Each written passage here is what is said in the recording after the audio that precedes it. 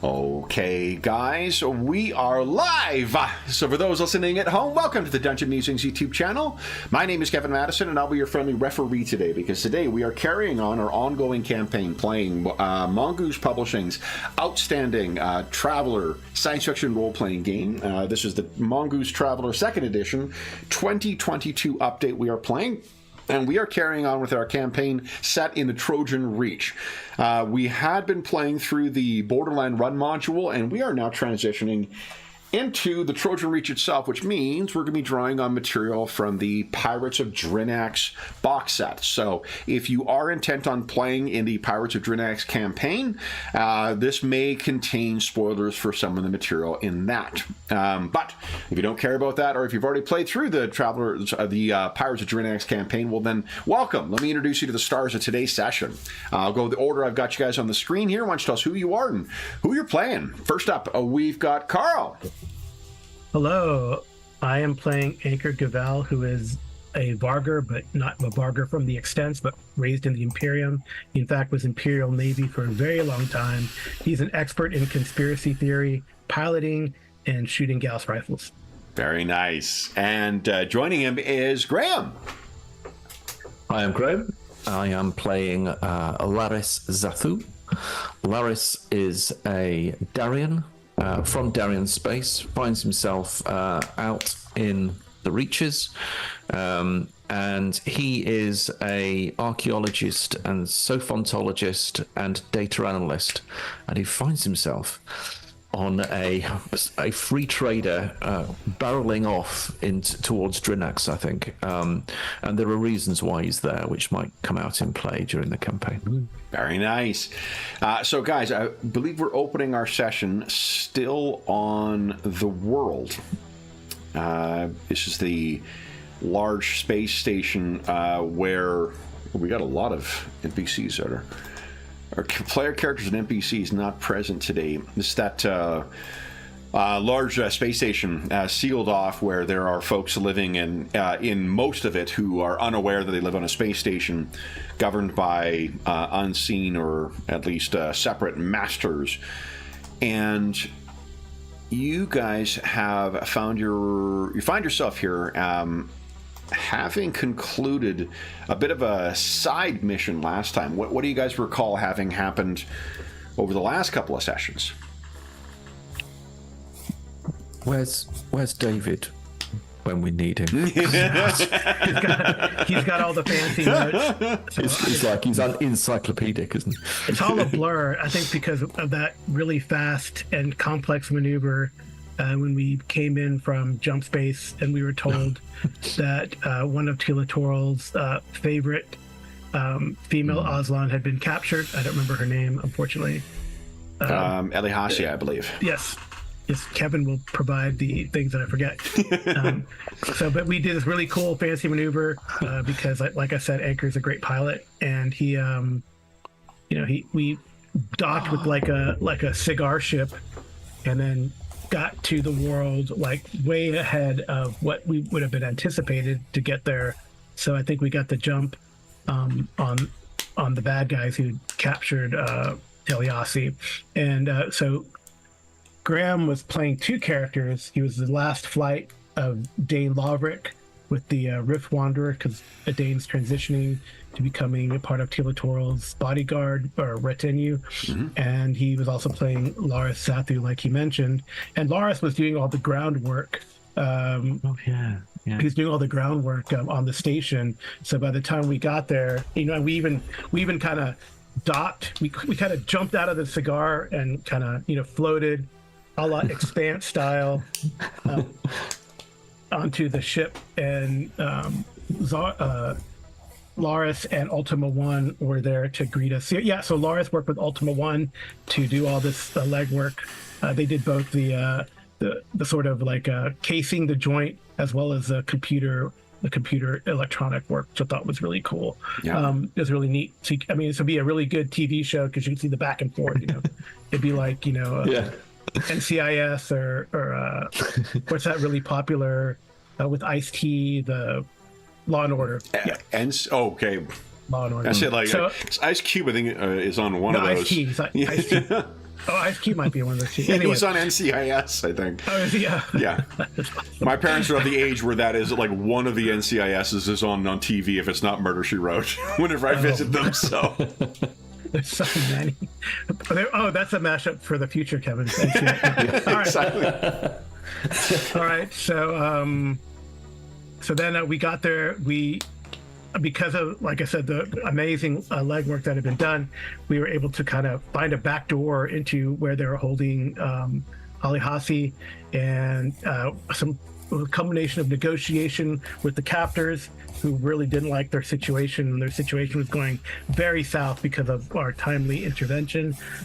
They negotiated with us for the release of Alihasi at the expense of their patsies, this mercenary group that they had hired that were not very competent. Yeah, it turned out there were some familiar faces among the yes. kidnappers as well. Owen Tian and this guy, the Rent Investigators. Yeah. They have a cool ship, but you know.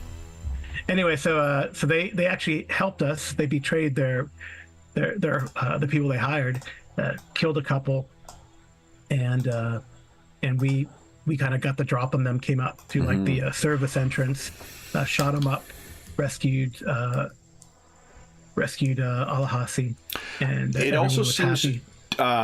As a reminder too, they may have been operating under bad information as well. Yes, because they had thought that Tila Toral had been killed or executed. In a previous episode, Dane had actually successfully, amazingly, with some timely divine intervention, beat a house assassin. So we thank Cash speaks. We thank the Ether. We thank the Ether for that. But that was pretty cool. It made for a good story, right? So then, that's where we are. Big party. Everyone's happy. It's like the scene at the end of Return of the Jedi, fireworks. Yeah. Ships flying across. Lots of singing and you know. Dismembered stormtroopers. Yes. I'm assuming that's what was happening in those. Yeah, I don't think Ozlon eats sophons, do they? They do not. No. That seems to be like a running joke in a couple of my games. I don't know why. The Glorious Empire might. There may be. I don't know. The Glorious Empire does a lot of. They treat other like non-Aslan species as definitely the last of the creatures. Fodder. I don't know whether they actually eat them though. Well, that was a shocking thing for me. And that was one of the best seasons of Discovery when they went to the Mirrorverse and they ate like sophon parts. That was freaky in the Terran Empire. Anyway. But so I guess that in a couple of my games, including like the game last night. So because they're a bunch of crabs and sharks, of course they're going to eat the dead. Anyway.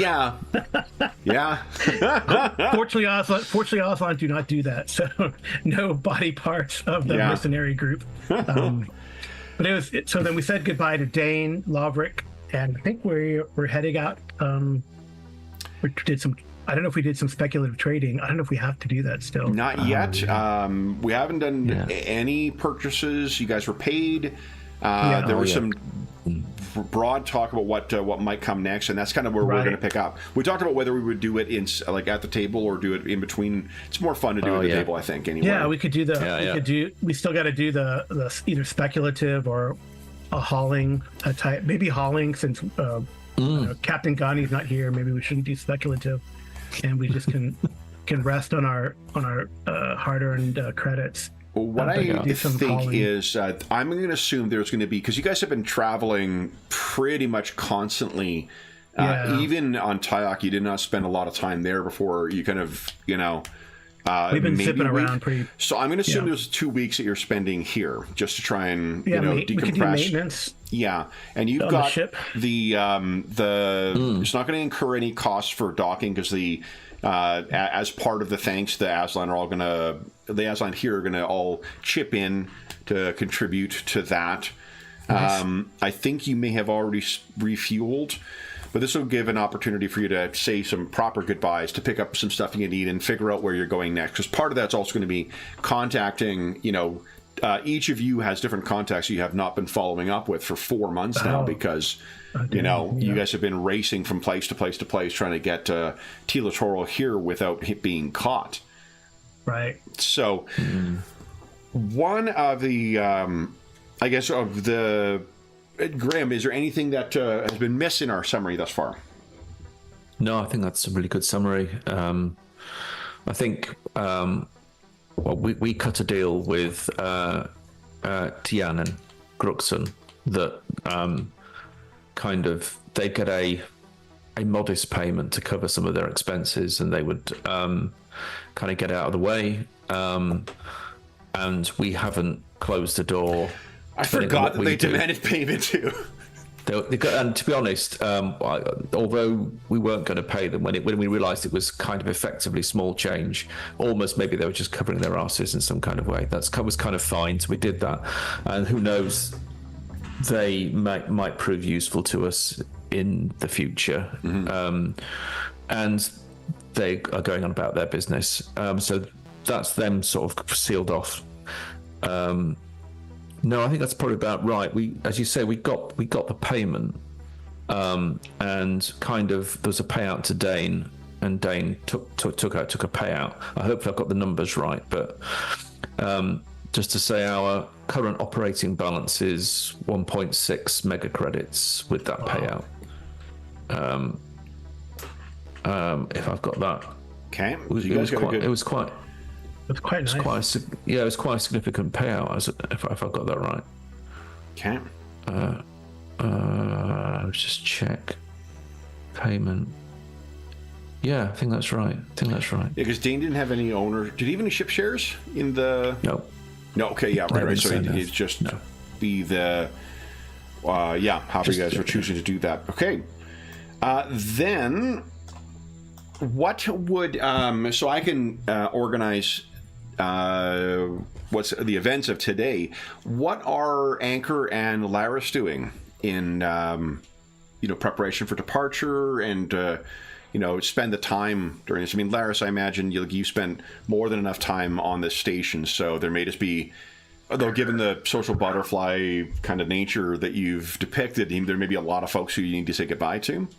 Yeah, I think so. I think there'll be some kind of office leaving party or something where he kind of says his goodbyes to his compatriots and some pretty friends he's made on the station.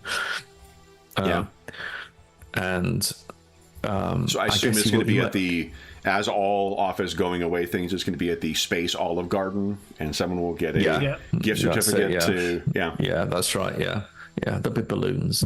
Goodness knows what else. And endless bread of sticks. Hopefully it's not just, for Anchor's sake, hopefully it's not just all you can eat salad. The salad bar truly lives up to its name and makes me so sad. Yeah. So there'll be a bit of that, and I think on the ship, with perhaps some tuition maybe from Anchor, he's going to orientate himself around the ship. It is a fairly standard vessel. It's not particularly tricked up, so I don't think it'll take him very long to find his way around the ship. And I think he's going to be taking on a gunnery kind of task. That's kind of what his station will be. So he's going to just he'll run some diagnostics on the newly acquired sort of gun turret. It's got a pulse laser and a sandcaster, and he'll probably run a few simulations with it just to sort of check that the systems are all running. So he'll do his basic things, I think. Is he taking the same room as what Dane was using, or is he going to pick one of the other cabins? I think he'll reuse Dane's room, and when he goes in, he finds a note. Actually, it's a small note on the side, on the sort of lip, and it's very presidential. Yeah, it just says, "Look after the plants," and he's got a few plants there that he's going to need to look after. So he'll probably start to make it a bit his own. Okay. What about Anchor? What would he want to do with a week or two of free time? Continue to train Lucy. Take her on long walks. Yeah. But I think he's going to try to catch up because, you mentioned the contacts. And actually, there's a lot of correspondence, like with the delay in in communications here. Like sometimes you guys gotta get to a place and wait for shit to catch up to you. Yeah, I think so. Anchor doesn't have any like he developed or he gained a rival, and then at every term he gained an enemy actually. So he probably needs to catch up and make sure where his enemies are. Yeah, because I prevented. So I broke up a smuggling ring. I stopped a mutiny. I prevented a vessel sabotage. I discovered a conspiracy. So I got all these enemies. So I should be making sure or looking up what they're about. Okay. Hopefully some of them are still in the equivalent of jail on some sort of prison planet. Okay. Especially the ones from the military. But the smuggling ring could be the smuggler or the recipient. Okay. Right. You got it. So, and the conspiracy, maybe that person, as most conspirators, they're kind of savvy and sly, and they continue to work their conspiracy and get away with it. Mm-hmm. So anyway, I don't know. It might be further to Corward from or these guys might be in the kind of Imperial arm that dips in slightly into Trojan Reach, but some of these guys could be anywhere, right? So I will tell you that that's what he's doing. What your crew members, your crewmates are going to. Alonzo is going to kind of go with where the wind goes. Dr. Ilias is going to have some things that he's going to want to follow up on, and Captain Gani also has some things he's going to want to follow up on. Captain Gani in particular, he had mentioned, I think last session, that he wanted to pass that intelligence that you guys gained at Tyok onto Imperial forces, and Anchor would know this. There are the two sort of main like spy networks that are active in the Third Imperium are the Naval Intelligence and the Scout Service Intelligence. The Naval Intelligence typically is only within the border of the Empire itself, and it's the Scout Service typically that deals with that, but Captain Gani may actually have contacts in both of them. Right. So there are there's decisions that will need to be made as to where to go to deliver that information, assuming he's not just going to transmit it over open space or send it by mail or whatnot. Yeah, that's a good idea. So we probably should go to the nearest Imperial or Scout base. Well, the thing is, so anyone who is on detached service with the Scout Service is effectively part of that network, because on detached service you can always be called back up to it, but it also means you're serving as part of the network of spies. Doesn't mean you're the coordinator for it. It doesn't mean you're necessarily active in any operations, but Captain Gani likely has a sense of that. And while typically the Naval Intelligence does not go out, outside of the borders, there may be a reason why in the Trojan Reach they would be active, because these are the colonies really from the Higher Edge. Like, it is technically part of the Higher Edge across the border, but it's not the biggest part, but they are one good push away from a potential invasion. So even though the border is not really like on the cusp of the heart of the Higher Edge, it's where any invasion would come from the Higher Edge in all likelihood. Yeah. So there is, which is a long way of saying he may have a decision to make as to whether he wants to bring this intel to Naval Intelligence or to Scout Service, because there are two different places, neither of which is directly accessible in the world, but both of which are fairly close by. And then Dr. Ilias is going to have some stuff he will need to react to as well. But for you guys, the first bit of information, Lara, since you are new to the crew, it would be Anchor about a day or so after you get back to the... after you guys have rescued Elihase, you actually get word, strangely, from Tyok. And the word from Tyok comes from a Aslan lord, a member of the nobility, whose name is Fatah Kaiwa. And I'll put that in chat. Again, I know we all went to high school with Fatah Kaiwa, but such a popular name in the fucking 70s, man. Like, jeez. Yeah, he was a good linebacker. Yeah. Honestly, like, everyone was like either a Kevin or a fucking, Fataiwa. Here we go.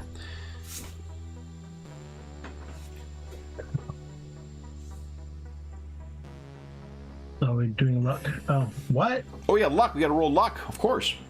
Each roll 1d6, please. 3. Totally forgot about that. Yeah. Nice. Okay. David's absence is also felt because I think he normally keeps track of the luck. Let me just do that. I mean, David, we obviously miss you anyway, but that is. Yeah, I know. So 9 luck. So, the what you've heard, the Fataikwa, hold on, I'm not saying that right. Fatakaiwa is, the word is that effectively, very short and sweet, you departed Tyok before you had an opportunity for an audience with him. So he is coming to the world to offer you an opportunity to have an audience with him. Which one was this guy? You've not met him before. So you could follow up with Tila Toro and see if he can give you any insight as to who this fella is. Too right. He's got time on his hands, hasn't he? Yeah. It says something about what you achieved, Anka. To have such a luminary of the Aslan clan, determined to have his honor maintained by having an audience with you. Is that right?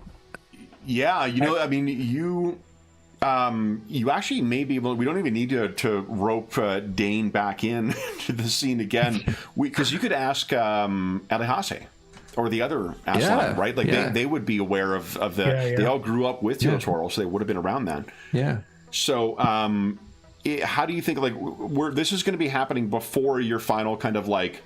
There is Tila Toro and Elihase and the other coworkers. They wish to have a like private dinner with you, Laris, before you depart. Okay. In addition to, remember, that's sort of one of the important parts of the Aslan culture is those, meals can be a very important thing, and the fact that they're inviting you to one specifically with you suggests it likely relates to you helping to save her.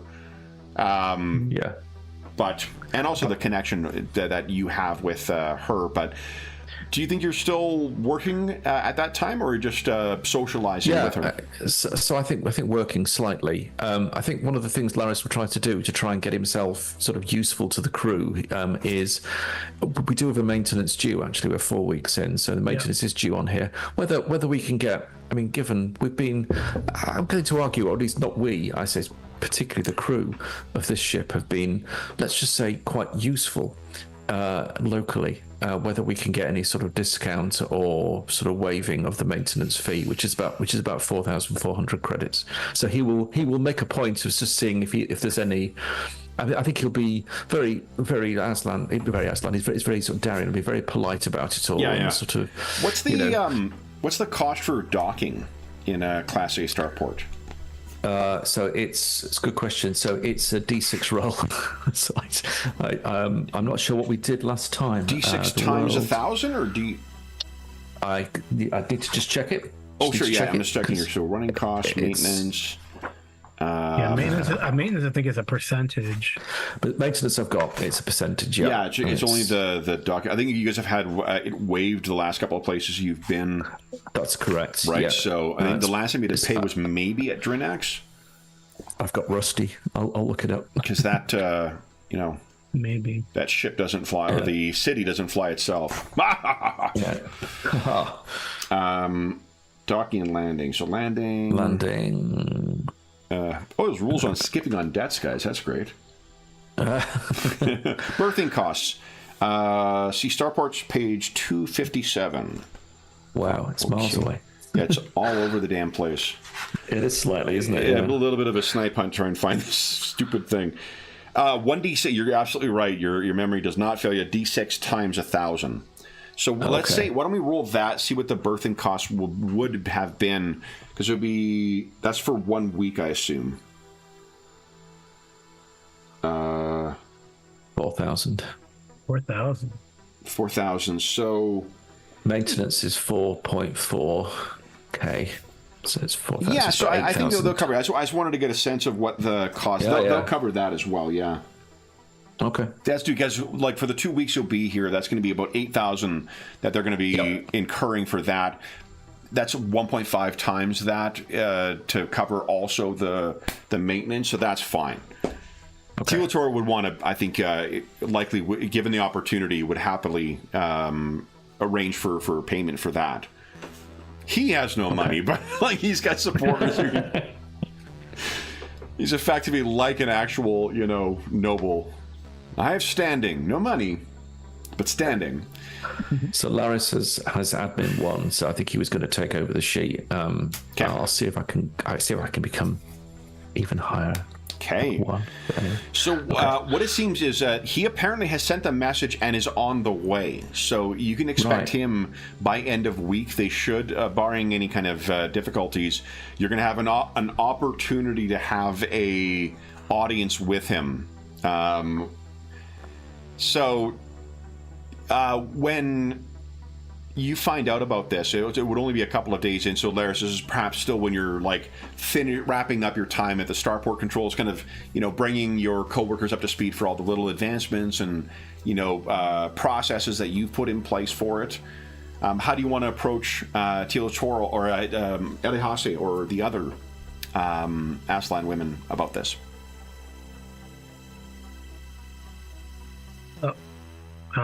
You're at me? No, for Laris. Oh, Laris, sorry. Apologies. I think a polite inquiry and inquisitiveness is probably his take and his approach. Okay. So, I suppose he would just say, I'm really, really conscious of how incredible the crew of the Rift Wanderer have been, the dangers that they have had to circumnavigate and indeed meet head on over many, many weeks through contentious space, I would say. We do know it is contentious space. To achieve what they have achieved and to provide Tila Toro with an opportunity for him to regain or at least to assert his honor has been significant. I do wonder if those events have kind of brought this particular individual for Takawe. She looks at you. He is on his way. He's here. He's coming here. I was sure it was a name you would know, and I wondered if there was something about the specific and fairly momentous events that have taken place that have persuaded him that he seems very keen to have an audience with. I'm not entirely clear whether it is the crew of the Rift Wanderer, who have all been instrumental in making this happen, or with perhaps your good self, or with maybe, I don't think with Tila Toro, but I could be wrong. Do you know the significance of this? Do you understand the significance of this and why he would be taking such, well, personally, myself, it's like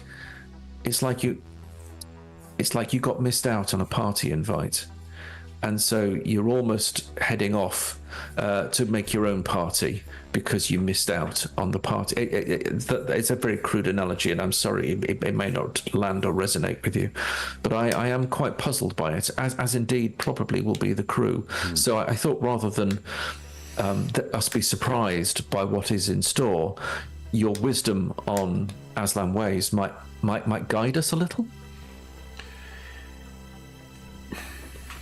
I cannot say that I know Lord Fatakaiwa well. He is certainly known by reputation. He is... Oh? in your circles, as I imagine there are among your people, Although, hold on, the Darians actually don't have like a nobility, do they? No, It's very meritocracy based. Yeah, it's meritocracy, and it's very academic. So as there is in the human Imperium, there are nobility who among the Aslan who stand apart and are above others.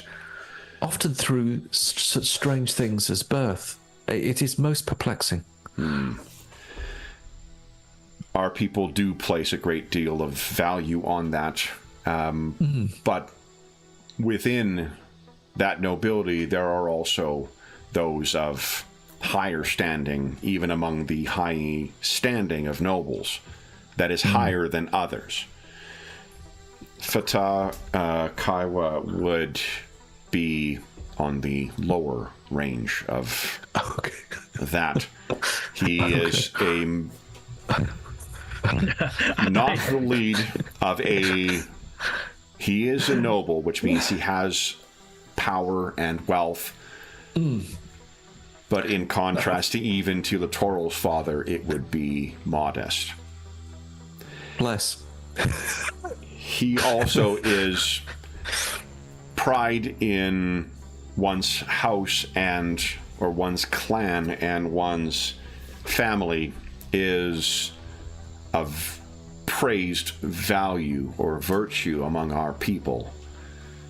And Fatah Kaiwa has it in abundance.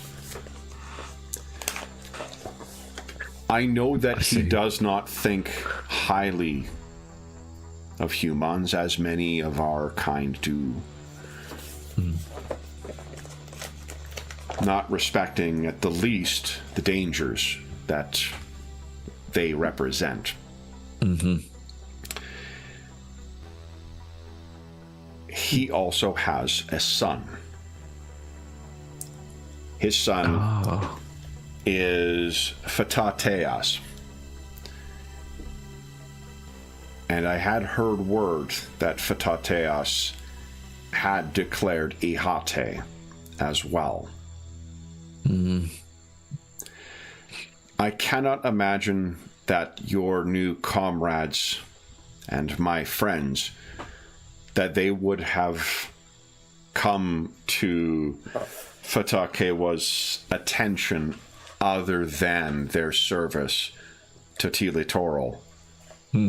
And the unimaginable success that they managed to achieve on his behalf to vindicate his name and indeed position himself not only to undertake his stated goal as an Ihate, but also to restore honor as an Ihate to his clan.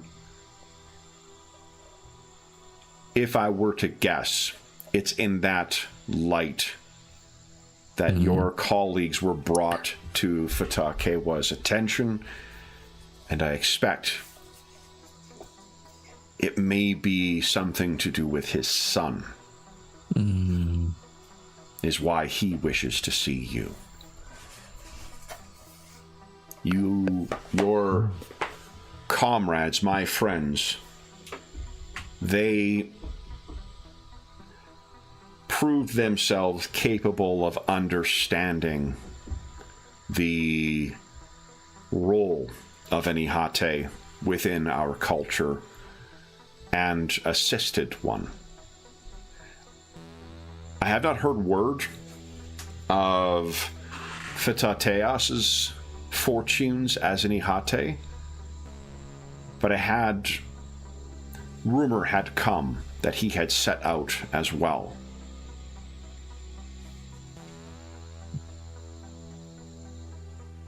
I cannot think of any other reason why Fatakewa would seek out my lord's former traveling companions. It is all the more remarkable, given his not uncommon view of humans, that he would very publicly and presumably with, I'm hoping, no shame, go out of his way to, well, in my view, follow in the space trails of humans who have already departed his zone. It certainly speaks to a desperation, I would think. I say so. And I would caution, while your friends, your new crewmates, they have proven themselves adept at navigating the politics of my people on behalf of Teletoroll.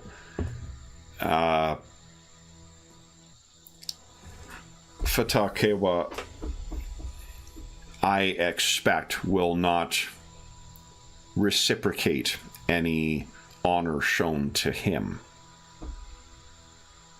No, and that's fine. We are caught at a point, I understand, that the crew are in, even now, and I sort of turn over my shoulder, even now, are considering what the best options are for them as a unit. And those decisions have not yet been fully made. I think the discussions are still ongoing.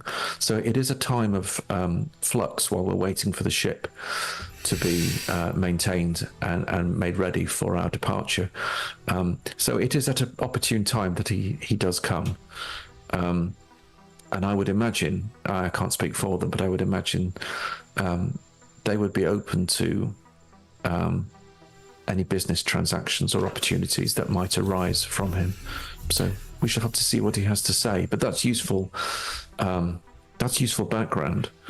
If I can provide any further assistance, please do not hesitate to ask. Of course, and thank you for your time. It's sometimes difficult for us humans, and I would count myself as one, to navigate some of the fine elements of Aslan culture and societal expectations. Indeed, we are very different peoples. Your culture's failure to value one's birth is very disquieting for our folk. I understand. Anything else you wish to ask her? Anna has a question, but she's not playing, so... Okay. No, he might comment positively as to the way that she has positioned and undertaken to sort her hair, her top hair, which seems a little different from Your usual. mane looks amazing today. Basically, yeah. And with that, he'll just nod and he'll recount, well, in this case to Anchor in particular, but to the crew, just sort of a bit of intel and background for this Fatakaiwa character. Oh, interesting. It's on its way. I guess we would hear him out. But Yeah, I guess. I don't know. It depends if it's a good offer. But like Captain Gunny says, if it's too good to be true, well, it probably is. Yeah. Yeah. All right. So then it'll be a couple of days before they even get in system and are able to send a message. But Anchor, there is something else that is interesting that has seemingly managed to catch up with you, and that is something that's come through the Imperial Mail. And curious, even perhaps more curiously, it seems to be addressed to you. Okay. So this... I probably should not have told Kevin about my enemies. Right. So the message that you got, I think I forgot to put this handout together. Let me quickly get this on here.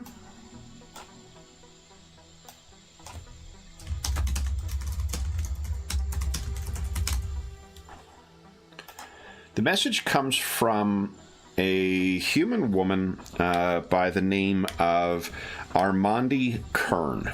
And I'll put that in chat for you.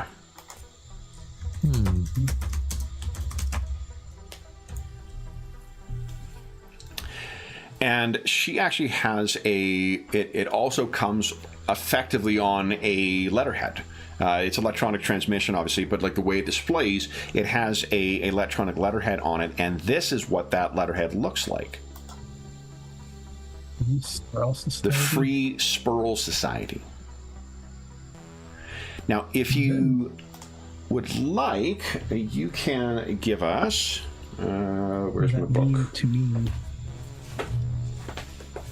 Let's see here. Self-publishing? No. So as a reminder, Sperl, the planet, is that water world where we started the campaign. It's the place that has those Sperl whales on it. Oh man, I didn't pay my rental fees for the Sperl, you may remember, is pretty much controlled by one starport that is controlled by GeDeCo. GeDeCo, remember us? And there is a harvesting that goes on among these Sperl whales, and it's the materials from that are shipped off through the GeDeCo starport. Now, let's see here. I am not sure. Maybe why don't you give us an investigate and intellect check, please. Investigate. I'm trying to figure out what would be like sort of like a local knowledge type skill, and that's probably, or maybe streetwise as well, whichever one is better for you. Oh, investigate. Investigate's better? Okay. Right. 10. Excellent. Nice one. Okay. So, Laris, I don't think you would be, unless you've been to Sperl, you probably don't necessarily have this. You wouldn't have had an access, but Anchor, you actually, because you sort of keep your finger on it. So the Free Sperl Society is actually a bit of a... It's not necessarily a rebel group, but there are folks on Sperl where it's not lost on them that the vast majority of the profit that comes from sending from their activities of harvesting with the Sperl whales and sending it off, it all goes to GeDeCo. GeDeCo, the bottom line is the only line. And so this may be someone who is writing to you from that. When you open it, it is a video message, so you do see what Armandi looks like. And let me see here. Here we go. She is human. And I'll put down how you know her too. The Free. You've not met this person before. By the by. And so the long and short of what the message is you may remember that one of the reasons you guys arranged the boat down there is because you came from you grew up on a water world. Yeah, exactly. So you would have been the one who would have made the arrangements and do the chit-chatting and stuff like that. Like, you're a bit of a chatty Cathy anyways, but you're the one who would have made the connections with it. The person you rented the ship from originally to go and have that team bonding exercise, he provided your name to Armandi because and what she references in it, it seems that word has reached back to Sperl about what happened, or at least a version of what happened on the trip to Argona. And what has come back is that you guys prevented an assassination attempt on labor leader hero Errol Mailer, where someone was trying to kill Errol Mailer before he could come to Argona and help out with the negotiations with the mining guild or the mining union that was operating there. That's one of our first things, One of the first things. You may remember PRQ was the corporation that runs the mining on Argona. Errol Mailer was a labor leader who was sent into exile as part of one of the more contentious rounds of negotiations. whatever the truth may be of it, the story that has seemingly made its way back to Spurl is that you guys are allies of the labor movement. You helped out Errol Mailer in going back to get himself back into the fight for the Union on Argona when larger forces wanted to try, and corporate forces wanted to try and assassinate him. Of course, that's not necessarily what actually happened, but that is the word that got to there. She thinks that you guys would be ideal to help them in something that they would plan to do. And she has invited you to meet up with representatives of the Free Spurl Society, herself included, on Inurin. Inurin is, I believe, 1 jump away, or 1 parsec away. From us or from them? Okay, you showed us. Yeah, I got the map right here. Here we go. There's Laiwaha in the Borderland sector. So Spurl, you can see on the one side, Inurin is another, 1 parsec away. Yeah, okay. Okay. So we're away. You guys are currently at the World. So you are... At the World, okay. Yeah, be okay. 1, 2, be like 3 jumps away from Inurin.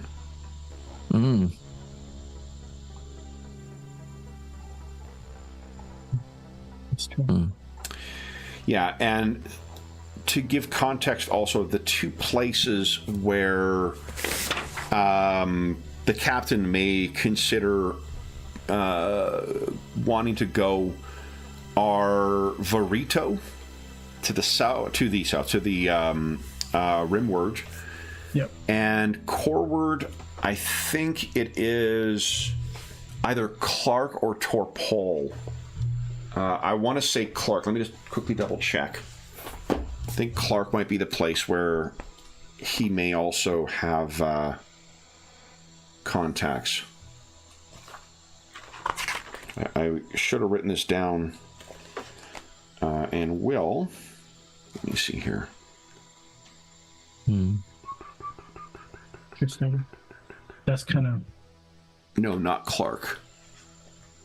Might be Torpal then. Let's see. No, next door. Yeah. Well, Burrito's like 1 jump away. Blue. That's the other one. Yeah, So Burrito's only 1 jump away. Burrito's a bit of an interesting one. There was a very... an extremely developed starport that was there that was subject to a terror attack. And it's sort of... Burrito is also a kind of a stronghold of Judico for trying to control the trade. The difference between Judico and the government of Burrito is pretty much immaterial. Burrito, It's a high law. Judico, High law. you don't need government. It's a very, very high law.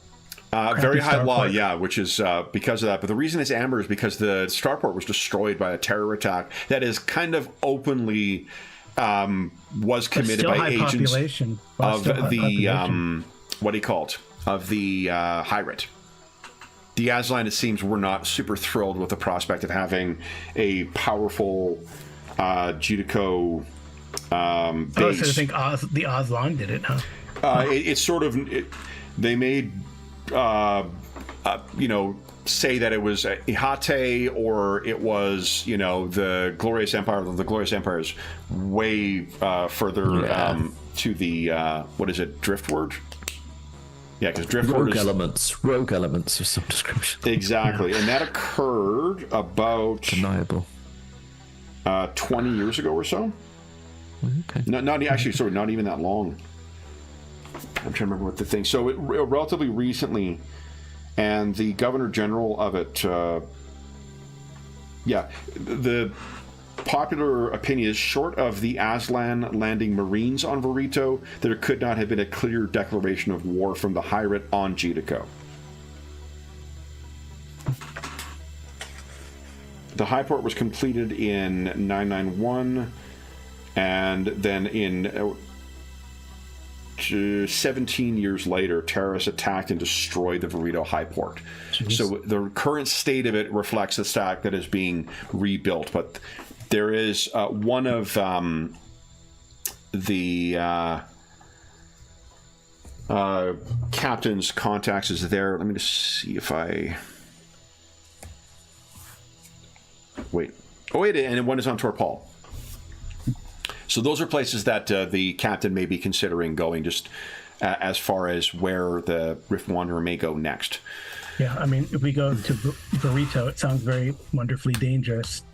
And we could jump to Birney and then either buy extra fuel to do one of those fun in the middle of the space jumps. Yep. Or try our luck at Ergo. Yeah, you guys have yet to go to Ergo yet. I can't imagine why you would want to avoid the red band pirate haven. I don't know. So yeah, if you are interested, they will coordinate with you and meet up with you on Inurin, and so you know what to expect on Inurin. So if we sent back to them, how long would it take? There's no jump 4 expo route through here, is there? No, there's nothing actually. Yeah, there are. Or is there? Well, there is a communication between the border of the Hyrite and back to directly back to. I think it's Pax Rulin is the head of this thing. Didn't I have we got a map that's got like the bigger region, don't we? Oh, trade route. Yeah. Yes, we do. Let me move us over there. Really fun.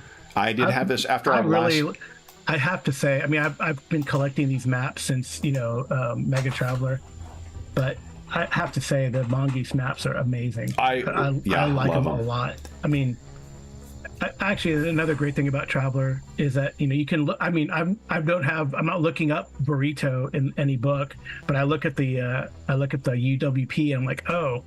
Yeah. That's interesting.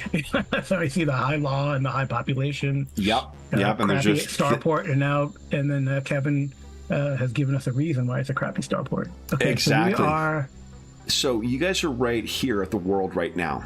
Oh gosh, wow. So Torpal is right here. Is one place that he may wish to go, and Verito is another place he wishes to go. Inurin is right there, right next to Spurl.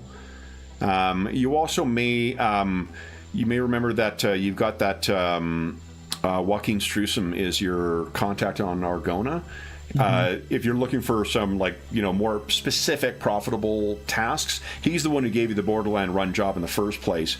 If you happen to be coming back to the Rift's Edge cluster, I think it's called, then you may be able to work out some sort of business arrangement with him.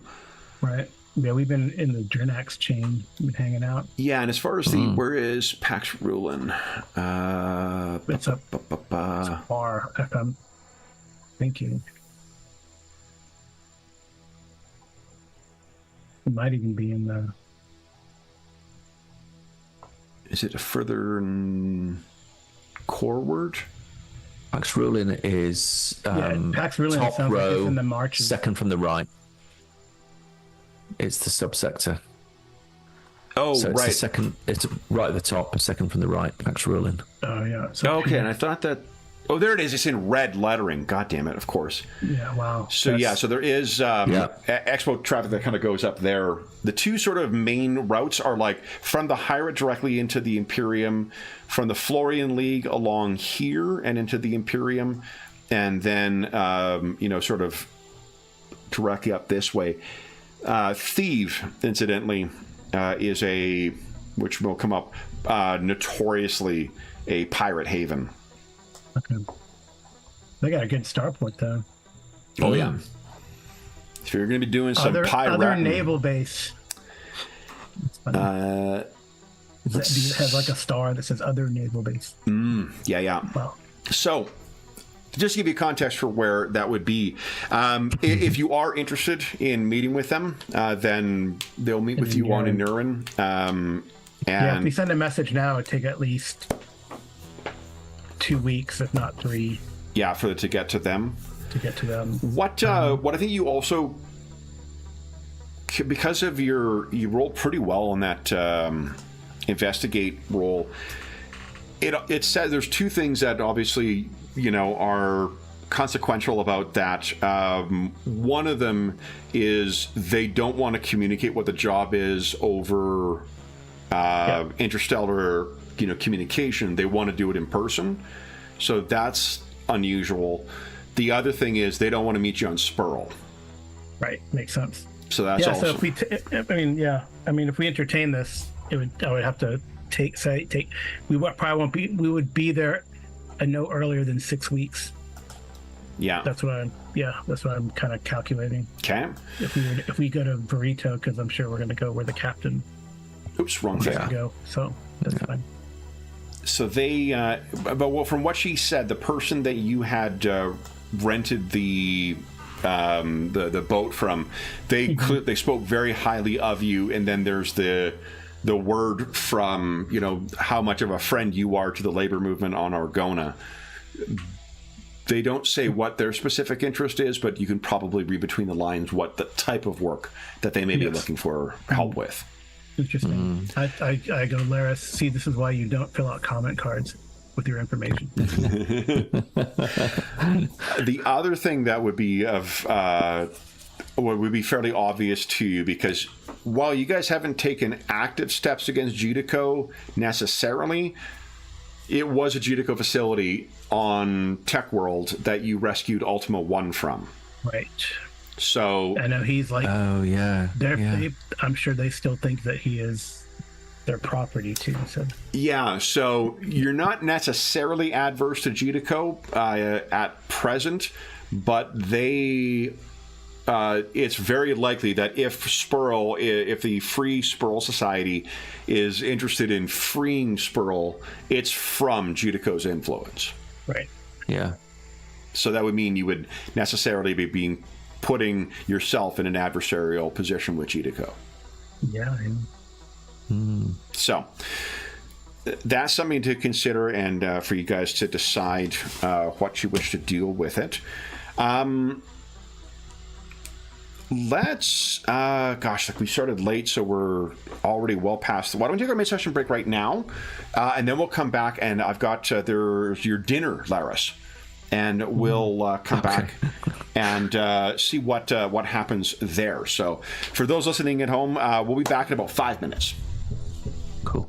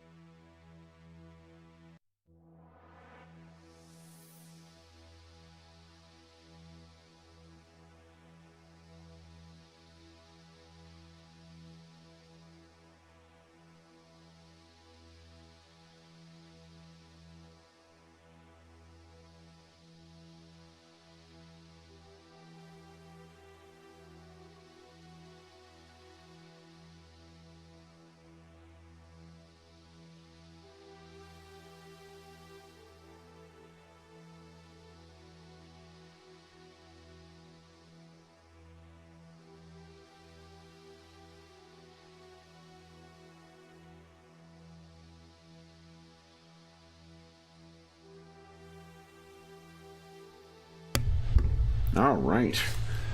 Thanks, Rick. That was very generous of you. Hope you're having a terrific weekend. And welcome back to the Rift Wanderer as well. Yep. All right.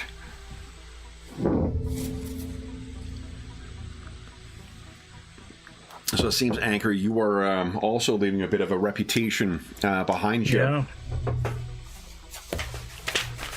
More and more, I realize that I'm more of a dog person than a cat person. Cats are so. I apologize for our listeners if you like cats. I like cats well enough, and that I don't, put them out of the house.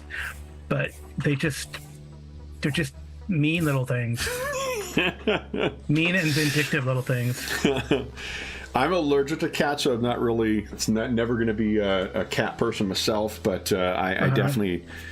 I'm definitely a dog person. Yeah. I mean, dogs so good. I mean, do your huskies? Are they vocal? Are they quite vocal? Oh yeah.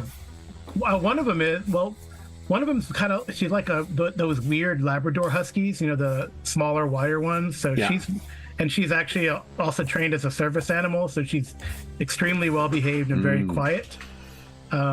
The other one is your standard Malamute or husky, is very vocal. Yeah, makes weird. Like sometimes when he yowls, I'm like, what is he? What noises? How is that happening? Yeah. So he makes a lot of weird noises. Yeah, but he's very vocal. Oh, nice. Full of energy. Yeah. Energetic and ill-behaved dog. He definitely likes to come back to the study where I, game and stuff. So he's like sitting down here. Oh, nice. So yeah, why Jesus, you must know we're talking about her because Anna Banana's just staring at me from the bed. Yeah. Hi, Goober. It's funny. We got up early this morning because it's a hot one today, and I didn't want to take her for a stroll when it was too hot. So we got up at 7. That means that I'm almost completely out of coffee already, and it's only 1 o'clock here now. So it's gonna be a long afternoon. All right, so Laris, the next thing I'd like to talk about is this is again before. The Kaiwa is going to be arriving. Tila Toril and Elihase and the others have invited you to a dinner. Oh, right. Okay. So, and then what are the dietary requirements of Darians? I actually can't remember if they're vegetarian or not. I think they're vegetarian. I don't know. I don't have the book with me. Sure. I forgot to grab that. I'll take a little look. But I don't remember seeing that. But maybe they are. It was 4, wasn't it? Was it 4? I think it's Alien 4. 3, I think. 4 was like the really oddball things. Oh, okay. Yeah, 4 is like the human, Yeah, got it. 1 is like the classics. 2 is... I can't remember, actually. It's either 2 or 3. 3 is definitely the oddball, or the 4 is definitely the oddball ones, but I think 3 has the... doesn't it have, like, dolphins and killer whales in it, or is that the Soleimani book that has that? The Soleimani has that. Soleimani has uplifted apes, I think, as well. Darians are omnivores, able to enjoy a wide range of fruit, vegetables, and meat in their diet. Okay. Yeah. So then, perhaps with some the doctor's assistance, although you've got a different physiology than what humans do, they may be able to assist you with the same kind of enzyme tool. Because it was. I was trying to remember if it was which way that went. He had developed an enzyme specifically to allow humans to eat Aslan food. Yeah. So that would be if you wish to take advantage of that. The doctor. I do. Yeah. So then, you'll be able to enjoy the full meal. So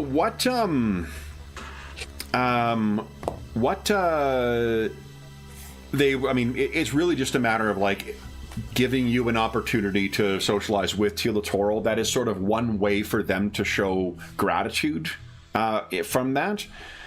From you helping them. Tila Toril also in his way will be as friendly as he can be to try and, again, provide a thank you for you.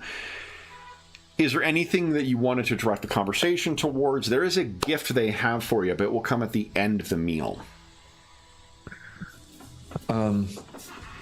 No, I think I would do the sort of standard things. I think Laris would do all the things about how he's felt very at home. He's felt that this is a place where he's made many friends. I feel that the memories that I have here will be very positive, and I'll be able to keep those with me even though I depart. I'll talk maybe sort of briefly, very briefly, about some of the business side of things. Laris has undertaken quite a lot of automation of systems that have been used throughout the station, and I've talked about how we've gone through a whole I mean, really, it'll be a lot of corporate speak. Maybe he'll talk about succession planning and understanding how those systems can be better improved, but also they're now being taken up and used, which he's very pleased with. And I think that's probably around about it. He's sort of there's something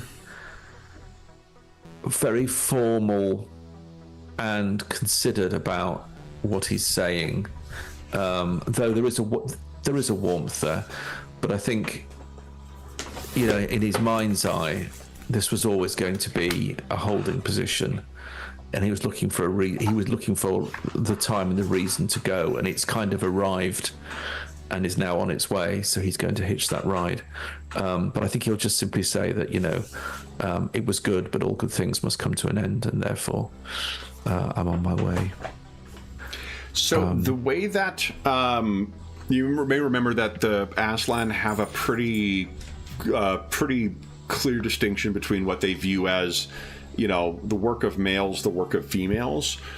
And I think that the look on Tila Toro's face may best be described as the look my dad got on his face when I tried to explain at length why I thought John Byrne's revision of Superman in the 1980s was such an innovative approach to the character, where it's a lot of like,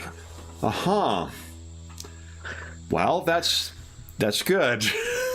So, because this is not the area, it's not anything he's got a frame of reference to, so he humors you as much as he can. I think that... But the key thing is, I think Laris has got enough about him to know that he will keep it brief. Absolutely. Well, and Elihasa, if anything else, it delights her to no end. She genuinely enjoys her company, so she thinks it's very funny that he's having to sit there and be polite through this, like, what are you fucking talking about? So he... but it is, I mean, he does seem, he's not rude or anything like that. He doesn't try to brush you along. It's really just that he's got there's no frame of reference that he's got to what you're talking about, right? So he's very, and that your character is quite socially adept. So I think there's a point where you realize, like, of course, I'm describing the colors and nuances in skies he has never seen. So this is, but the meal is otherwise, it is these types of things are designed to accommodate a degree of like small talk and bullshitting and whatnot. And this is exactly what you are quite good at least your folk are. Reasonable. So, it is near the end when it is time to give the gift. And it is Tila Toro who will be presenting you with the gift. And it is delivered in a really beautiful, seemingly custom-made wood lacquered box. And you would even suspect that because of the working of the mechanism, it may in fact be something that was made by a Aslan craftsman. Right. And they deliver it to you. The thing itself is about, maybe about 2 feet long, and it is about 6 inches wide. And it opens along the lengthwise for it. They place it in front of you. There is, I think, there are markings on it of Tila Toro, like his own personal crest, because remember, he's Ihate, so he's not really part of the clan, although he's still got a connection to it. So it would be inappropriate for him to offer it as a gift of the clan, but it has his crest on there. And there is, oddly, a marking of the... This is what really kind of catches your eye. There is markings on it of the lost empire of Sindal. Okay. The way this thing has been manufactured is not Sindalan, although now that you recognize that there is a certain opulence to Sindalan aesthetic, that the fact that this is so elaborately prepared and such, the textures and whatnot in the wood are brought out so much, that does accord with your understanding of Sindalan sensibilities and technology. There is a clasp, but it does not appear to be locked. And Tila Toro explains that this is but a token of their appreciation for all you have done to not only bring a safe resolution to her kidnapping, but for being such a stalwart friend to her and by proxy to Tila Toro and his efforts. So before I open it, Laris would say, you may appreciate that in my culture, two things are preeminent. One is the furtherance of understanding and scientific knowledge, and the other is an appreciation in the skill of artistic endeavor. As I look at this this box, may I say how moved and taken I am with the artistry and skill and craftsmanship that has gone into the creation of this beautiful item. There's an exchange of looks between the two of them that tells you, like, Tila Toro is almost acknowledging, like, you were right. Like, Elihase clearly seems to be the one who was the impetus behind that. Yeah, she knows. Yeah. He's got no idea. No, it's like, whatever the space equivalent of Aslan, Sunday funnies, that's what he was going to wrap it up in. But love it. Okay, so I will open the box, and. So what you find inside, the inside Cigars. is also manufactured. There is some kind of fur that has been stitched inside, and there is a cradle within, and it held in that cradle is this. Yeah. Oh. This is a Sindalan artifact. You know it is the aesthetic, the lettering that is on it. It is not powered up, but you know that there's likely still a charge in there. Much as whoever the artist is, I feel, relied a little heavily on a what do you call it? A mechanical toothbrush as the model for this. I was just thinking, is this a Sindalan sonic toothbrush? Like, if there wasn't a little charging port at the bottom, I would not be saying that. Like, it's a charging base. Perfectly good illustration, but just like I cannot help but see, like, that is slight changes away from the fucking toothbrush I use. So. Wow. Yeah, but this is the device that is in there. And why don't you give us you have, what is it, science archaeology? I do have science archaeology. Let's see what you know immediately before they tell you anything. Let's see if I've got anything on that and see what I get. Let me just get back to chat so I can see what I've done. Here we go. Very nice. Okay. So what you would know at a glance, just because you, I guess, have been studying it. Also, you're quite clever, but you're also studying it quite recently. So this is not just a decorative item.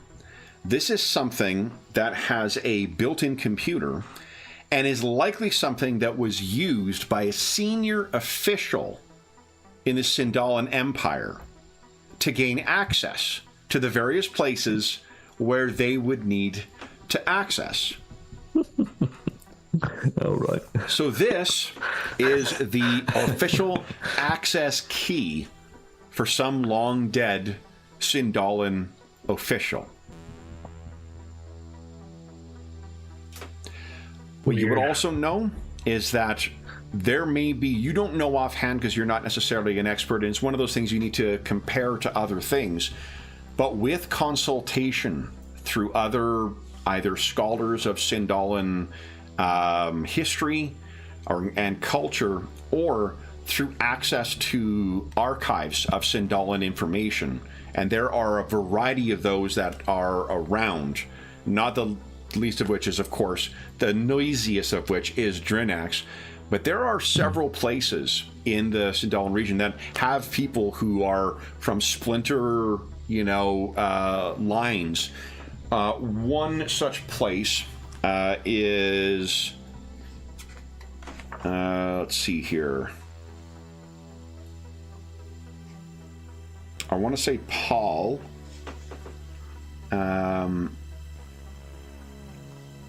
One such place is Paul, Paal, and another is Yggdrasil. Both have folks who lay claim to the legitimacy of being a heir to the Sindalan Empire. The Drinaxi Empire, King Oleb is the one who has the most. He's got the claim to that. But the Drinaxi, they sort of dress themselves up as heirs to the Sindalan Empire anyway. And the Drinaxi didn't quite hit the heights that the Sindalan did. So there are a number of places where you may go that you may learn more about this. And for instance, where this official may have been. That's assuming that they don't know anything further. That Tila Toril and Elihase don't know anything further about the provenance of this thing. So I will say, thank you for this gift. I think it is most apt and well chosen, for, as I think many of you now know, no lock will be left unturned by myself and the crew. And whilst given this, we will see this as an opportunity for furtherance of knowledge and understanding. It is not just a thing of beauty, but it is also an opportunity for more knowledge, which, as again you know, culturally, is the thing that excites us the most. There's a look that's exchanged between the two. And in terms of this kind of thing, especially if it still operates, which if you test it, it does. Right. This is priceless. This is something that has incalculable value. It is an enormously generous gift. Yeah. Well, I will make appropriate noises for my thanks. And, and I pledge to you that when we open the door, the portal that this locks, we will of course let you know what we find. We will look forward to seeing the success of your investigations. Otherwise, the dinner, wraps up. You have some pleasant chit chat, and you're left with this thing. And again, it does appear to function. Yeah. So, I will at some point share it with Ultima One. Just because, given his history, and indeed, frankly, his knowledge, it's one of those things that it's just prudent to share it with him. Ultima One is just a shipboard Alexa. Yeah, pretty much. So it's great. That's great. Yeah, when later in the day you do share that with Ultima One, he is particularly he admits actually, like, he has passing familiarity with the Sindalan Empire, but it is not an area that he has. It seems, know more about it than what he does. Okay. Right. Okay. But he says that is the Sindalan. They were spread across much of the Trojan Reach, and just to give a context for how far that they have roamed since then. Let's just head back to that thing. Come here, you. There we go. Wow. More mysteries already. So Yggdrasil is over here, near the border with the Florian League. All right, yeah. Yggdrasil also has a curious thing. I think you would know enough about that. There is a structure they call the World Ash that is basically a nanotube orbital lift from the surface to the, like a orbital elevator. Like a space elevator. Yeah, like a beanstalk, for 2300 AD fans. Yggdrasil is a place where someone who calls herself the Golden Queen, who claims to be the legacy of one of the exiled lines from the Sindalan Empire, she still is the latest in the line from there. So the Yggdrasil may have some. I just suddenly thought, oh, Ursula Andress. I don't know. I just had this sudden pulp image came to my head. Okay. Yeah, Sounds very much so. That absolutely makes sense. So Yggdrasil all the way along through the Drinaxi chain down here, like they had a huge footprint in this region. So the Sindalan Empire has, like, Noricum was the seat right down here, was the seat of the Sindalan Empire, but I believe it is bombed to fuck as well. You clinically termed it at the fall of that empire. And then arguably the successor was, of course, based out of Drinax. Drinax itself likewise was bombed by the Aslan when they got a little too big for their britches. The extent of the Drinaxi Empire currently is, I believe, Asim and Drinax. And then Pal is right here, another place that is a legacy of the Empire Drinax, but also the Sindalan Empire. Pal is kind of at a, I want to say like a 19th century-ish level of technology, so it is recovering, as they say. But yeah, the Sindalans were all across here, and much of their fleet is made up of things like interceptors and raiders. So they were a extremely bellicose culture.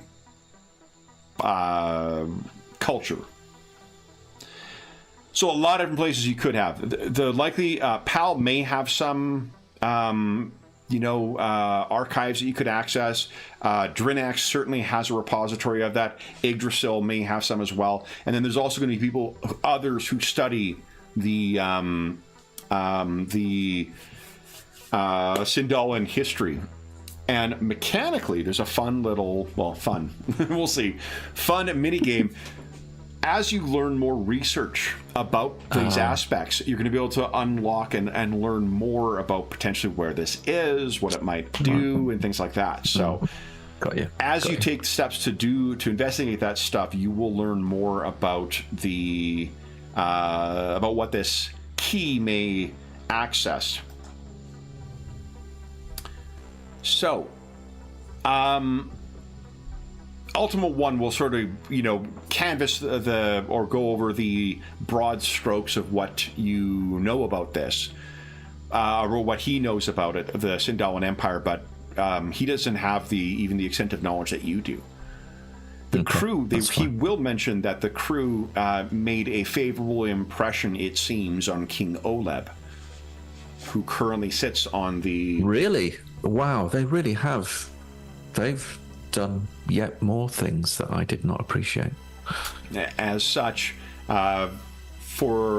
if we find ourselves back at Drinax and King Oleb's flying palace once again, he may be willing. There is unlikely to be another place with more concentrated information about the Sindalan Empire than his throne, though finding it may prove challenging.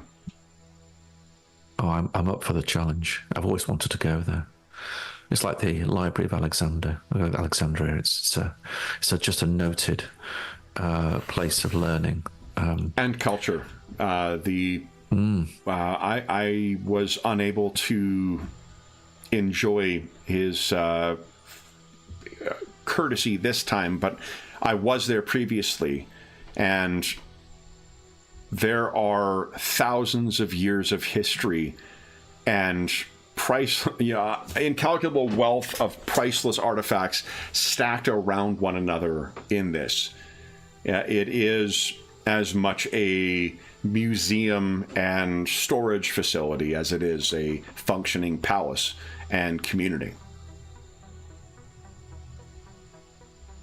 So, anything else you wish to talk to Ultima One about, or with Anchor? Wow. Well, I assume in the background things like our ship is being refueled and made ready to go. We'll also assume that whatever speculative trade we do next time, this has happened during these 2 weeks as well. Yeah. All right. And Anchor strikes me as let's go to a pub and have a drink type character. Is Laris like that as well? Oh yeah. Very much so. Okay. So do you do you ask around at all, or would you have asked around at all about the the history of Sindal or other places to learn more about this, or the gift that you received? So what I will do is I will secure the gift in the ship, and I will take sort of hollow captured stills and recordings of it so that I can share those rather than the actual priceless artifact itself. I would imagine for Laris, who's been here for a year or so, there is something about the underlying Sindalian history, which I imagine in a way sort of permeates the sort of underlying fabric of people's understanding of who they are, where they are, why they are. Throughout these different chains of systems. And so, given my interest in sort of sophontology and archaeology, I think I probably would have done some amateur sort of just as I'm doing personally early medieval stuff. Laris probably would have done some Sindalian research just to sort of gather his understanding and also provide him with possible opportunities for places that would further knowledge. It's the kind of thing he would do, I think.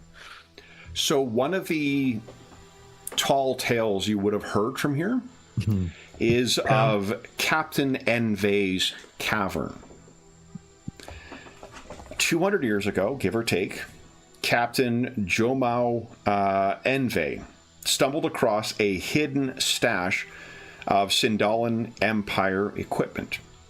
He was, it said, at the time, on the run from several enemies, none of whom were individually powerful, but collectively added up to far more than he could deal with at that time. Tell me about it.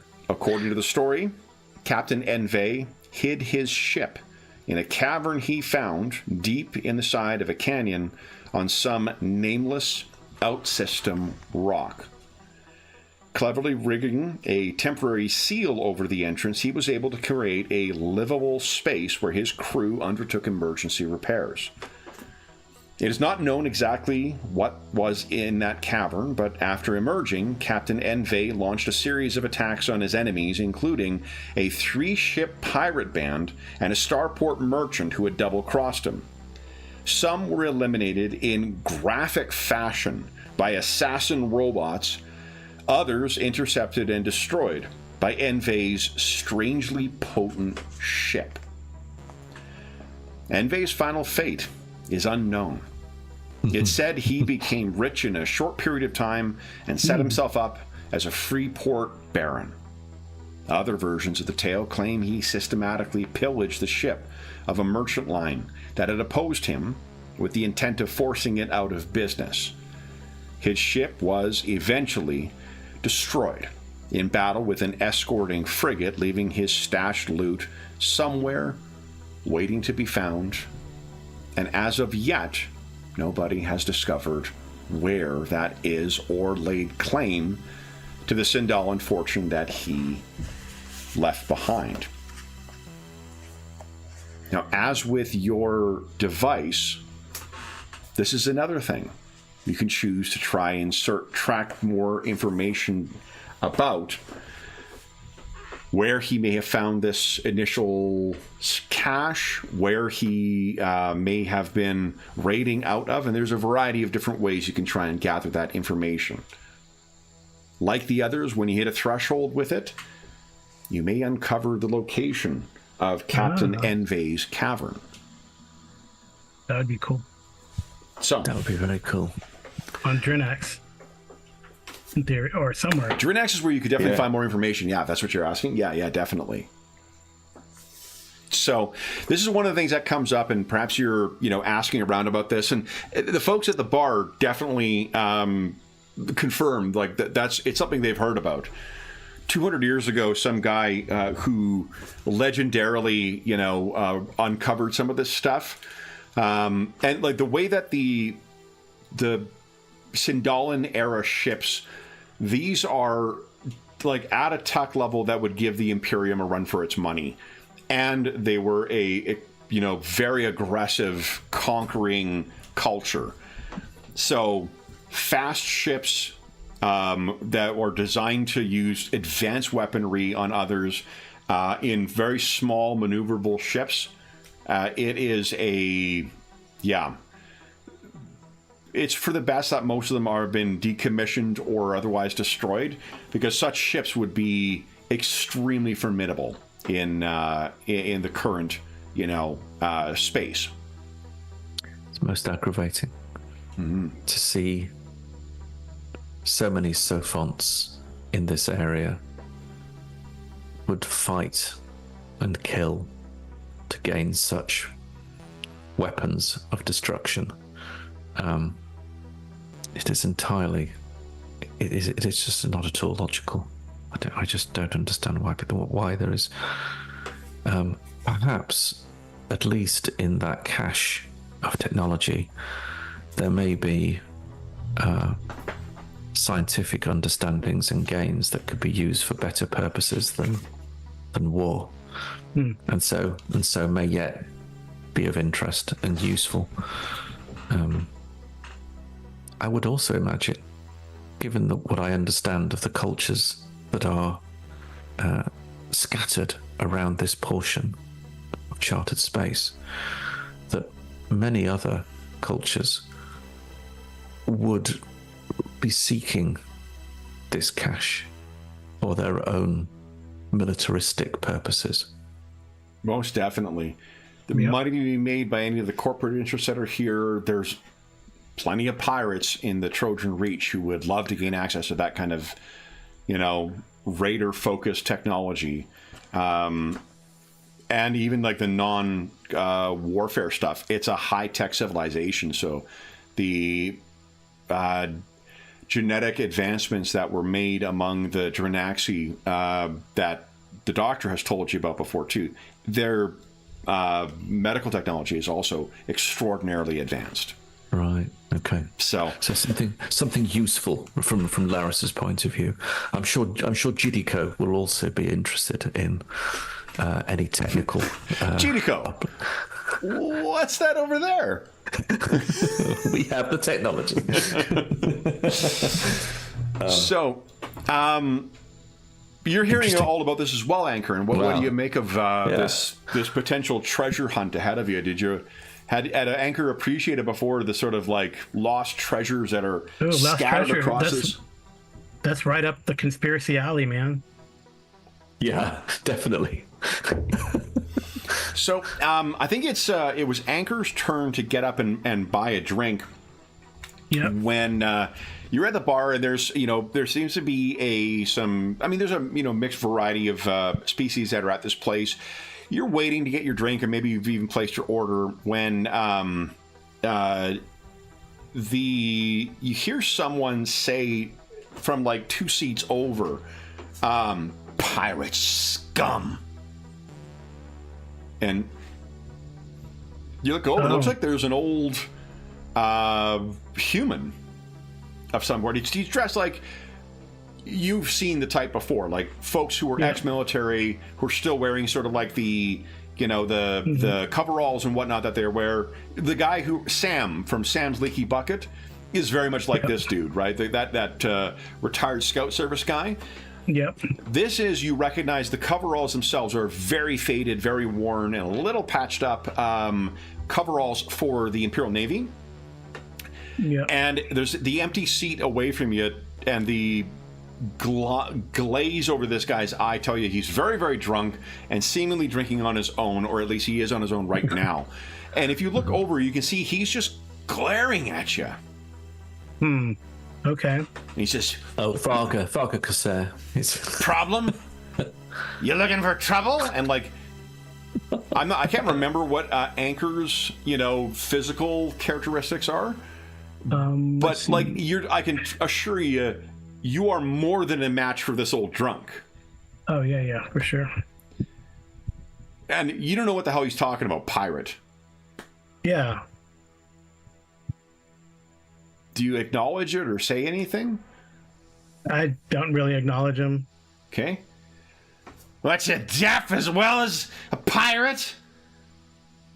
And you can see everyone is doing that thing when like someone is like really causing a ruckus, but nobody wants to deal with it. And it seems like the bartenders are away dealing with your order, so they don't hear it either. This guy seems spoiling for a confrontation.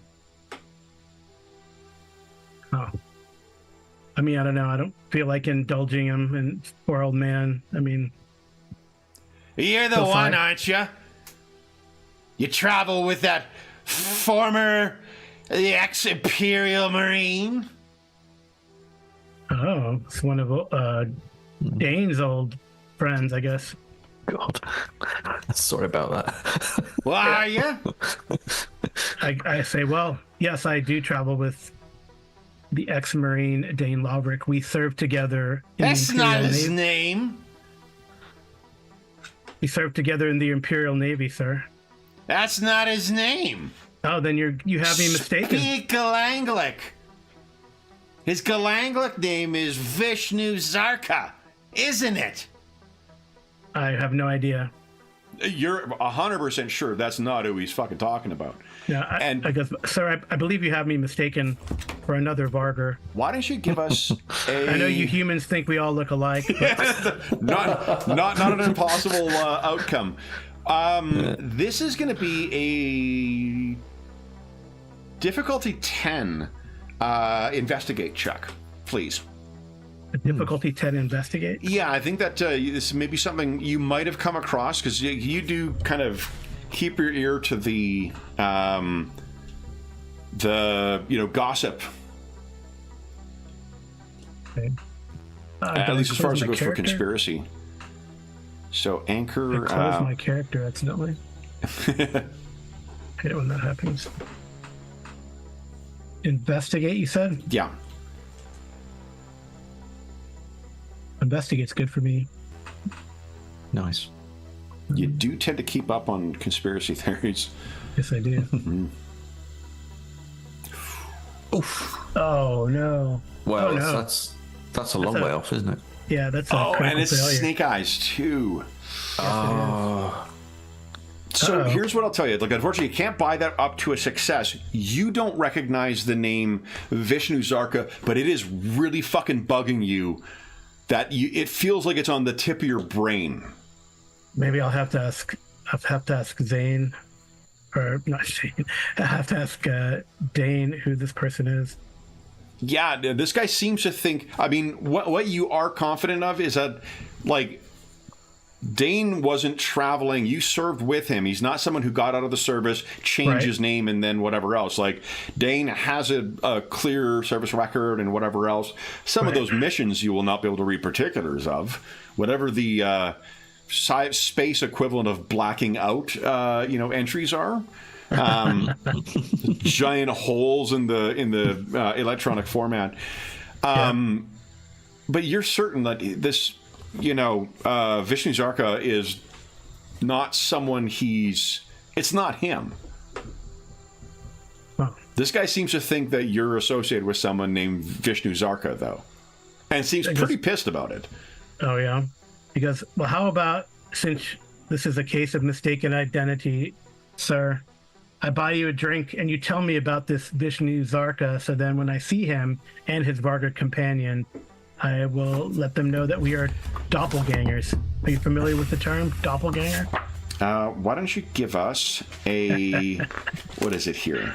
How much sarcasm does he think this is? Persuade. Persuade. Yeah. Persuade, carousing, one of those two. Yeah. Persuade. I think it's just an 8, because this is one of those things where it could go one way or the other. He could really easily be like... social or what? Yeah, I think so, social. Oh, good. This is great, because I have a -1. There you go. Oh, look at that. Wow. So he's doing that, like, that confused Popeye thing that drunks sometimes do, with one eye's real big, one eye's real small, as he's trying to process what you're saying. And then he finally lands in, wait,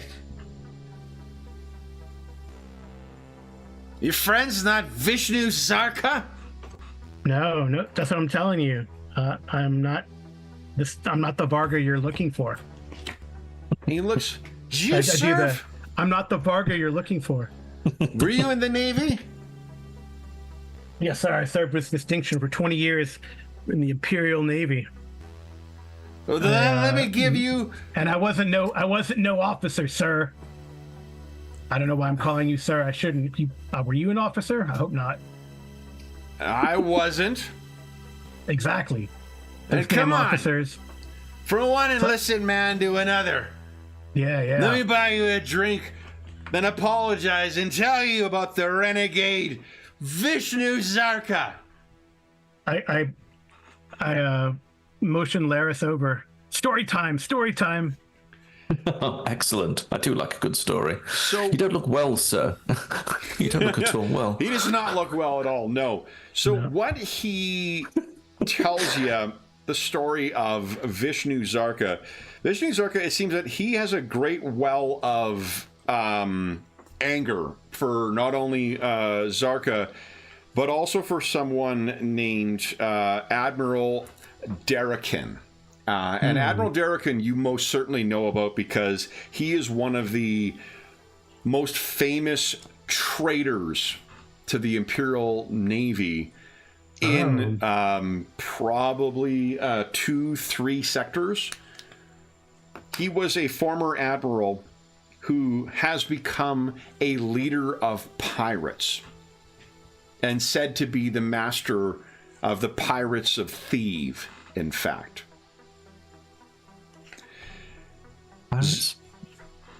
What he was part of, as was... he was apparently part of something called the Eviscerator, an Imperial ship that was detached to be part of the 203rd Colonial Fleet, tasked at dealing with the renegade Derrican. Unfortunately, the year-long hunt for it ended up being, suffice it to say, a bit of a debacle. The Eviscerator itself it seems to have been destroyed, or at least what was found is the destroyed hull of that. This fella does not seem to have been on board it. He was transferred off. There are many military careers that ended in the hunt for Admiral Derrican, or the renegade Derrican. Admiral Derrican. I gotta write that down. I'll put it in chat for you. Renegade. I'm hoping, Kevin, you're going to spare our blushes for next time, and some of these might be sort of like journal items or something. Oh, definitely. Thank you, because I've got some, but I don't think I've got all. We have this thing in Spurl. We got this renegade admiral that we can go chasing his lost ship. And We have, there's the a key, cavern. we have the key to fly the big Drinax city. Well, we have three crew members yet to do their interim tasks as well. Yeah. So. And there's the things you said in motion from before as well. Right. So yeah, our little question marks are lighting up. You know, our quest, exactly. our quest list is. So the long short, Zarka was part of that fleet. He was a Imperial Marine, very much like Dane Laverick, very distinguished as well. He seems to have gone missing, and he resurfaced relatively recently, or more accurately, a audio log of his journal has resurfaced. And it seems that for a time, he was in service to the Golden Queen of Yggdrasil.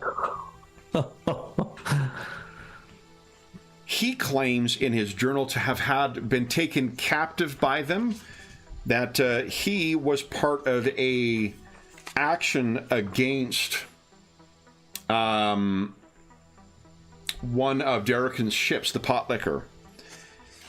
Unfortunately, he seems to have no recollection of what... he was going to be on board the Potlicker, which was going to be the Trojan horse to get onto Derrican's flagship. He has no recollection of what happened there, and then seems to have been woken up like 8 years later from a deep, low berth cryopod, and owing a debt to the Golden Queen. He served her, and then after that went into the business of piracy. He served as a pirate and eventually found himself on Thieves as well, where the Admiral Derrican is now located in Black Sand City. It seems that he and Derrican, because he still holds it's unclear from the tales whether this guy is just suffering from an extreme form of PTSD, whether he suffered brain damage while in the cryopod for as long as he did, or whether he is himself a Trojan agent in service to the Golden Queen, because his vlog entries make reference to some plot on her part, but no one seems to know what, well, at least from the reading of it, and it's not clear that Corporal Zarka actually knows himself whether or not he's acting on his own accord or something else. He reports headaches and memory issues, and he seems to have... He has been assured by Derrican that he attacked him and nearly beat him to death, requiring 4 men to drag him off of Derrican. But rather than killing him, he was set off to go with another captain, another legendary pirate in the region named Ferric Redthane.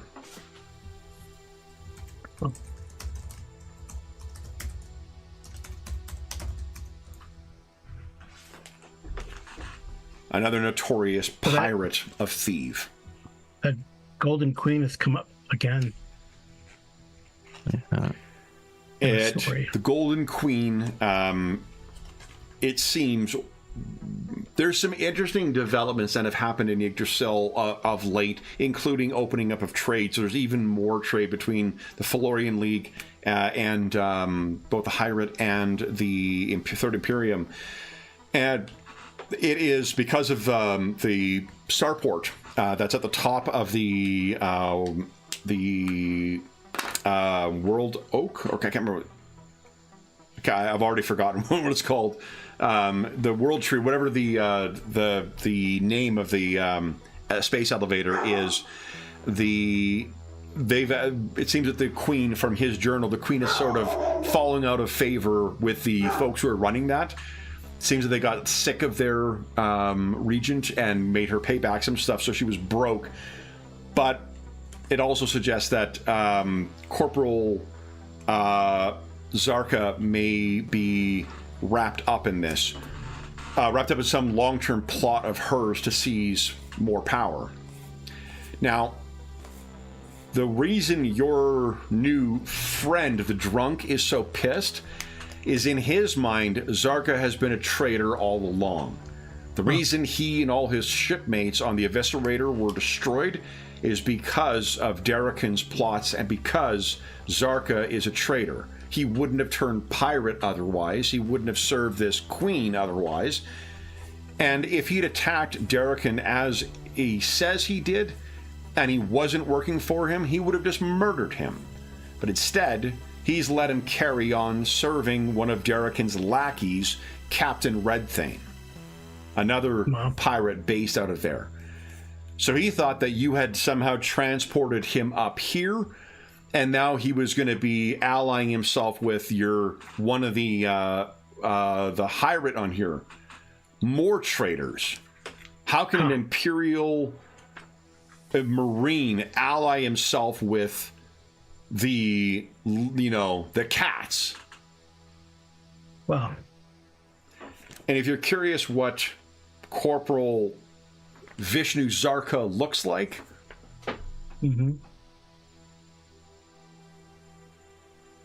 okay, still with his red Imperial Marine armor. No. So, Okay. it seems as if Zane is not the only ex-Imperial Marine who is entangling himself in foreign interests out here. With that good of a roll for Persuade, you have calmed him down. He no longer thinks of you as allied with it, although he doesn't think much of Dane. What the hell kind of Marine throws himself in with the Azzies? Yep. I see. Well, I think Laris will sort of hold his peace mostly. He senses his very logical, well, we're all just Sophons, aren't we? Let's just get, I don't think that's going to wash, so I think he's just going to nurse his drink slightly and nod and look very concerned and agree kind of with whatever sort of drivel this person is coming out with. Yeah, you would know that the Pirates of Thieves are not an unknown thing, and it's, you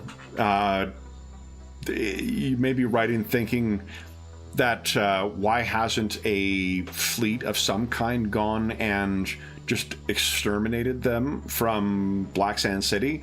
And setting aside the fact that, when you turn on lights, cockroaches flee, it's also the fact that they've, as much of a pain in the ass as the pirates are, they're not enough of one to justify redistributing naval forces to deal with them. Perhaps in time. I wonder if they're clever enough to know that.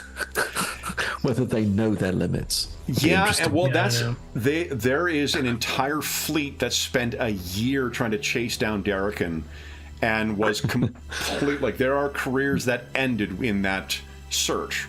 Wow. So they are, if they intended to take steps to try and root him out and his pirates, it would, not only is it not just a simple thing of sending, big guns in and eliminating him, they need to deal with someone who knows not only the capabilities of all of those fleets, but also the tactics that they would employ in doing these things. So with the rising issues with the Hate and the Hyrit, with tensions always, relatively high with the Zodani, with the issues with, tensions with the Vargur Raiders, the Soleimani, there's just too many issues that need to be dealt with within the Third Imperium itself to begin thinking about pirates that aren't quite at the threshold of being a big enough threat. Yeah. So, yeah, and they are operating outside of Imperial space as well. Yeah. And a place that is not easily accessible either. Yeah. Because Thief does require either, I think it's a jump 3 to get to Thief. Let's see here. Wow. Is it like... Is it isolated? Is it an isolated Yeah, system? so Thief is... Oh, wrong one. Hold up, guys. Sorry. Here we go. Yeah. Zoom in. Thief is right here. Okay. Thief, Palindrome, and Varna, I think. Can't remember what the other one's called. So yes, you can't get to the chain with a a jump 2 engine, but everything else kind of needs a jump 3 in order to get there, or carry an extra fuel tank and take 2 weeks getting to Thief. Wow. And then once you get there, you got to deal with a pirate fleet as well. So, and it's curious that the Corporal Zarka would be going from an engagement in the Sindalan Main here, then find himself on Yggdrasil, and then eventually pirate his way back along until he gets back to Thieves and then nearly murders. If there was a leader of the Thief and the pirates of Thieves, it would be likely Admiral Derrican, or at least one of them. Wow. But he is very hated among X. And as soon as you hear the name, I think, to reflect the snake eyes you got there, Anchor, as soon as he starts telling you the story, you're like, oh, that fucking guy. That guy, Yeah. Like, it's just for whatever reason, you just sort of, memory hold that one name. But yeah, this guy, Admiral Derrican, is a much more recognizable traitor. But once you're reminded of it, then yeah, you remember hearing about this guy, because it's such a strange, life path that this guy has followed. Right. So, have you any questions for your fellow veteran? No. What kind of... This guy's pretty messed up, right? I mean, he said he's pretty... He's extremely drunk. Yeah. I asked the... is there a way to make sure he gets... What's your service for getting someone home safely? Oh, it turns out, like, once they see you talking to you, someone else comes over. He has friends here because he's part of a crew. Okay. It's just that they know once he gets into it, they're like, just fucking leave him. No one talk to Tom, please. So they come over, and once they find out what's happened, you get the sense. I mean, they're actually, when they hear who you are and what's happened, they're happy to buy a drink for not only for a fellow veteran, but also for someone who has put up with Tom's, for as long as you had. It turns out this is just something like this guy. If he gets into it too much, he thinks he should have died on the Eviscerator. And not for nothing, Zarka's wife and twin kids died on the Eviscerator as well. He went missing on the mission to infiltrate and assassinate Admiral Derrican, and then after he went missing, the Eviscerators found hauled out and whatnot, went missing, and then was found destroyed from alien fighter attacks. Yeah, so I'm sure Anchor has a theory. Definitely. Yeah. Oh, most certainly. Like, there's a popular theory, of course, is that there's more to Darrican's defection than on the face of it. Mm-hmm. There's brilliant tacticians and whatnot, but, like, it's curious that someone that high ranking is able to defect and then suddenly and readily find himself with enough forces. Mm-hmm. So there's plenty of theories about the traitor, decisions behind Darrican's actions and his success as a pirate. Anything else you wish to talk to Tom or his crewmates about? No, it's good. So then, Lars. Yeah, Lars, anything further you wish to... No, just, let him go. So then the final thing we'll end with is notification for a couple days later that Fitakewa's ship has entered orbit or has entered the system, I should say. And the ship itself, I'll give a handout for this afterwards. He is actually on a Kutukeo clan transport. This is a 600-ton vessel.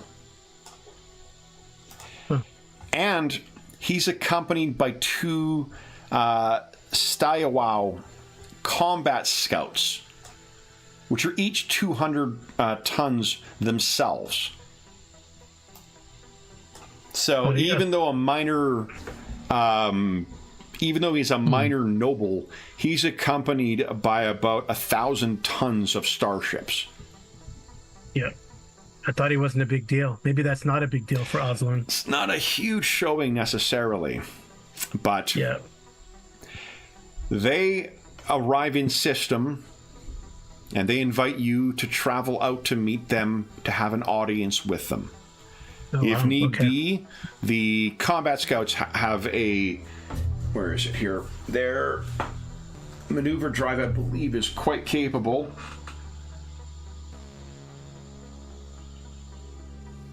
Where is it here? Yeah, their maneuver drive is a thrust 5.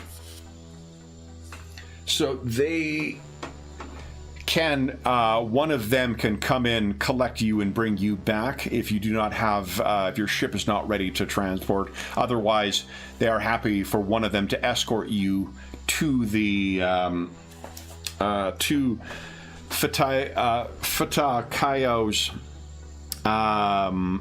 Kewa's vessel, where you can have an audience with him.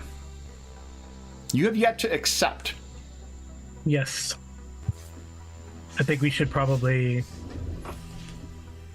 make it a consensus decision, Graham. Yeah. Okay. So it's then, probably good. I think that is where then we leave things. So then you guys each get the regular XP. Thought there was going to be a barroom brawl. It's getting that way. Definitely. Yeah. And for those listening at home, thank you so much for joining us for part 1 of the Pirates of Drinax. Actually, I should have put part 1 down there. As is always the case. Wow. Thank you so much for joining us for the session.